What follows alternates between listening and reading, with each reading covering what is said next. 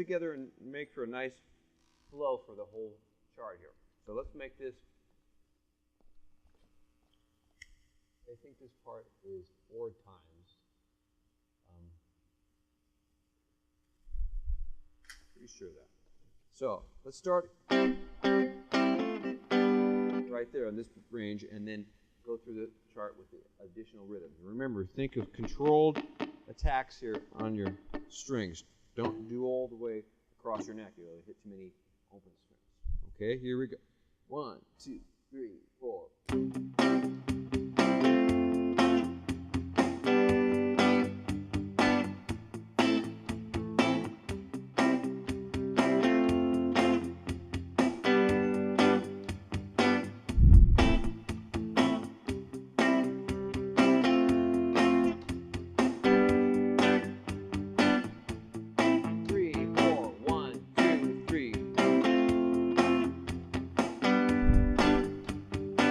Now it's the next section.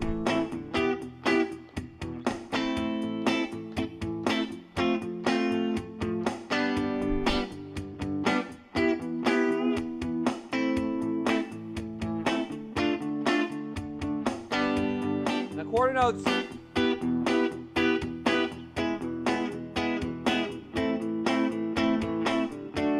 Eighth notes.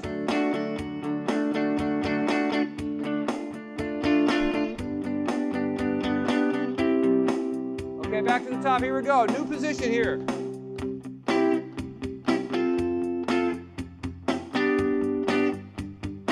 Notice I'm higher up now. 1, 2, 3.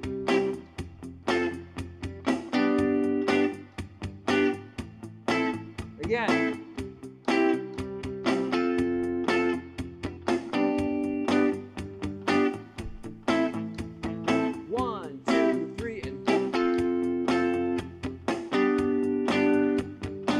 Okay, next section.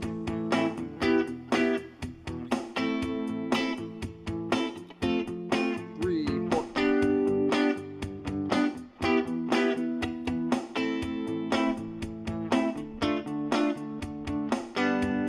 Quarter notes.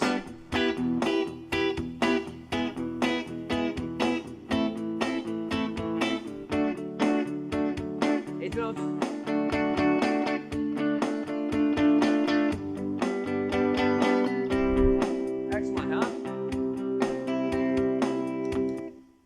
Okay, so you can hear how just a simple arranging of these small triad shapes to create melodic interest over this basic chord progression makes it a lot more interesting than just simply strumming the chords without any real thought to how they fit together rhythmically or melodically. So that's the whole idea of using these small triad shapes, is to have more melodic and rhythmic interest or control over your rhythm guitar parts.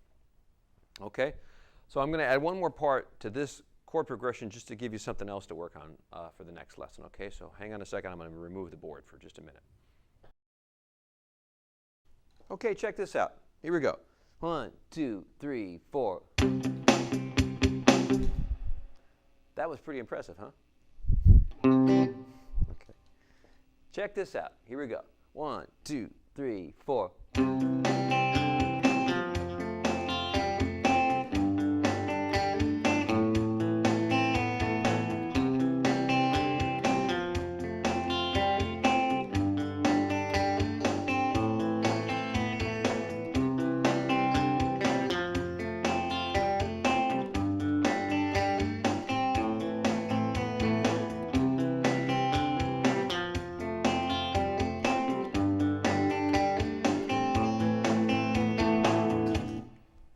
Okay, well, check that out. Well, I was back to my open string chords right there. So I'm getting away from the 3-string triads again. Why would I do that? Well, because there's textures that you can add together when you have a very specific kind of guitar part that has a very accented kind of sound. Now what we can do is we can arpeggio chords on top in the lower register and blend these parts together. And I'm willing to bet it might sound good together. So let's review or learn what I just played right there. I'm going to give you this for homework, and you can practice it until our next lesson. Okay? So all I've done here folks, is I've just taken the open string chords of C, F, G, and A minor, and I've just found ways to hammer from the open strings onto the notes of the chord. Right? The open strings sometimes are just scale notes that sound good anyway added to the chord. So I just made up little hammer-on parts. And you might remember we've done this in other lessons. So the chord form C was great for that because now I started off by playing C in a normal arpeggio fashion, but then I released the open string D and hammered back into the E. Oops. Now what I did here is I anticipated the next chord with a F. So that's what that's all about. So here's C. And I did the exact same thing on the F chord. Check it out what I did there. I took the F chord here, arpeggiated, and then opened up the G string and brought in a melody inside of the F chord. So we have this now.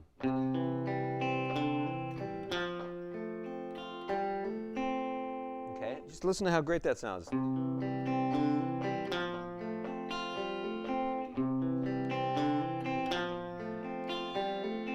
Right? It just has more melody now instead of just a little way to create interest in your chords now. Okay, so then we go to the G chord and I get to the open G chord here. And I hammer on from the open root, and I have to add an extra note here. I add the A, the second degree, as opposed to hammering from the second into the third like I was doing here. Right? Now I hammer from the root into the second. Okay? So it sounds like this. And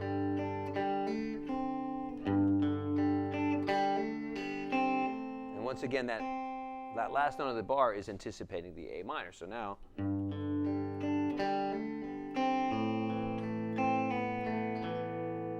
so you hear the completion of the phrase there.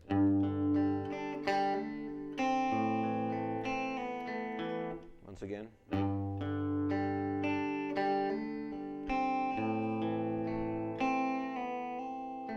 See how I'm taking the C note and pulling off to the B, right, the open B, and then hammering back onto the C, and then finishing with the low root, or the middle root there. So that becomes this.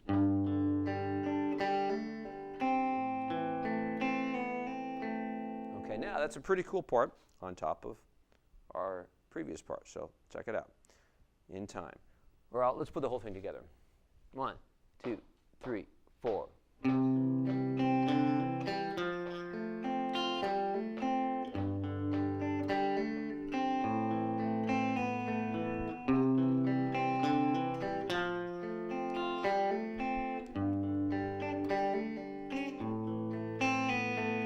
Okay, let's put the whole thing together, part 2. All right, let's put the whole thing together.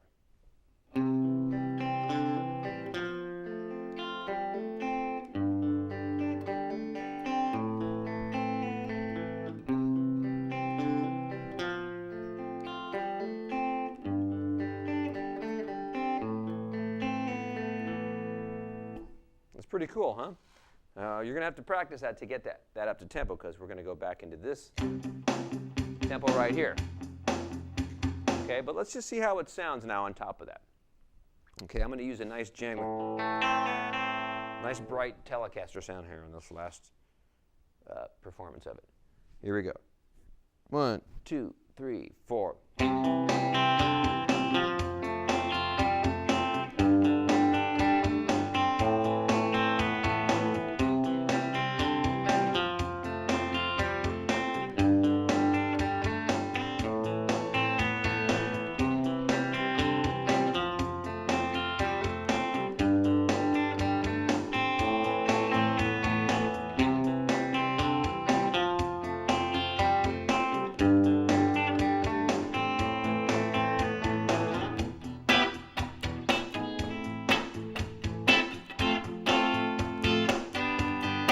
I'm not doing anything there, just playing the chords.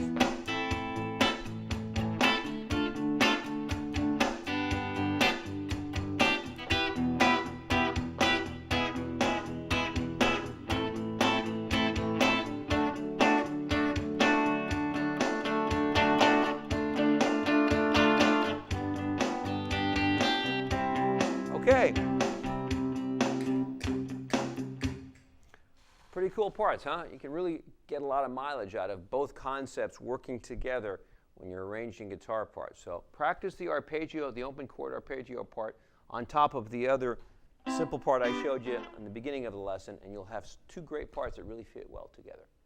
Okay, we'll talk more about this in later lessons. Thank you for tuning in, and I'll see you next lesson.